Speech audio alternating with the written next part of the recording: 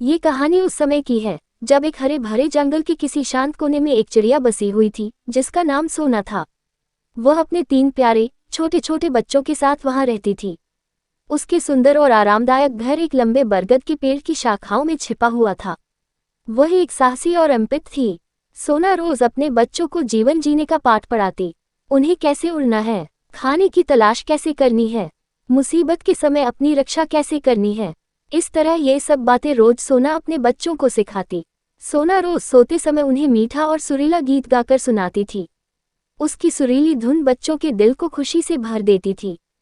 सोना का एक पुराना दोस्त चीकू कौवा था। वह पास के पेड़ पर ही रहता था। वह अक्सर सोना के साथ खाने की तलाश में उसके साथ जाया करता था। जब सोना बच्चों के लिए खाना लेने निकली, उसका दोस्त चीकू भी आ गया। चीकू ने सोना से पूछा, सोना, क्या तुमने उस क्रूर चील के बारे में सुना? कल उसने कबूतर के बच्चों को अपना खाना बना लिया। सभी कबूतर के लिए दुखी है। सारे पक्षी अपने अपने बच्चों को लेकर बहुत डरे हुए हैं। सोना ने बताया, हाँ भाई चीकू, मैंने भी सुना है कि उसने कबूतर के 2 बच्चों को खा लिया। अगर वो समय से न आती तो वो दुष्ट चील उसके तीसरे बच्चे को भी खा जाता। चीकू ने आगे बताया, देखो सोना, मैं तुम्हें डरा नहीं रहा बल्कि बहुत भारी दिल से बता रहा हूँ कि उस चील की निगाह अब तुम्हारे घर पर है। मैंने उसे आज तुम्हारे घर के ऊपर घूमते हुए देखा। तुम्हें अब सावधानी से रहना होगा। सोना चीकू की बात सुनकर डर गई। उसका दिल दहला गया। घर पहुंचने पर उसने अपने प्यारे बच्चों को गले से लगाया। वह जानती थी कि उसके बच्चे अब खतरे में हैं। सुबह होते ही सोना ने अपने दोस्त चीकू से मदद मांगी।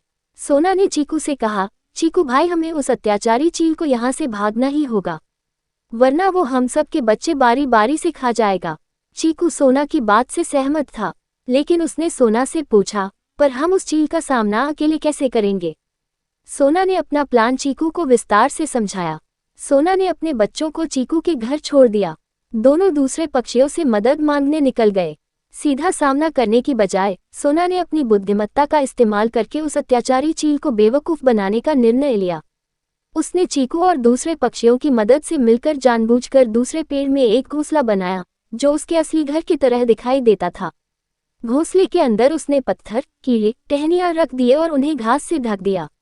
उसने घोंसले की बनावट इस प्रकार की मानो उसमें स्वयं उसके बच्चे बैठे हो। सोना जानती थी कि चील की तेज आंखें इस घोंसले को देखेंगी। सभी पक्षी छिप गए। जब सूरज धीरे धीरे ढलने लगा, चील सोना के घर के ऊपर चक्कर काटने लगा। बच्चों को अकेला समझकर वह सोना के घर पर उतार गया। जैसे ही उसने हमला करा, उसकी चोंच पत्थर से टकरा गई। उसने देखा सिवाय पत्थर, कीड़े और घास टहनियों के उसमें कुछ नहीं है। धोखा खाकर वह जोर से चिल्लाया। उधर सारे पक्षी तेजी से आए और चील पर हमला बोल दिया। सबने अपनी चोंच मार मारकर चील को घायल कर दिया और दूर भगा दिया। इस तरह सोना की चालाक योजना काम कर गई। सब खुशी से चहकने और गीत गाने लगे। सभी ने सोना से पूछा, सोना, तुम्हारे अंदर इतना साहस कैसे आया? तुमने अपने बच्चों के साथ साथ सबकी जान बचाई। सोना ने कहा, मुझे पता था कि बुद्धिमत्ता, तेज सोच और सबके साथ से बड़ी मुसीबत से निपटा जा सकता है। बस इसी सोच से आज हम सब ने मिलकर एक बड़ी मुसीबत का सामना किया और हम जीत भी गए। इस तरह ये सबके लिए एक यादगार घटना बनकर रह गई। सभी पक्षी अपने बच्चों को कहानी के रूप में इस सच्ची घटना को सुनाते ताकि वे भी अपने बच्चों को निडर और साहसी बना सके। हमें जल्दबाजी में कभी कोई निर्णय नहीं लेना चाहिए। हमें सूझबूझ और बुद्धिमानी के साथ काम करना चाहिए।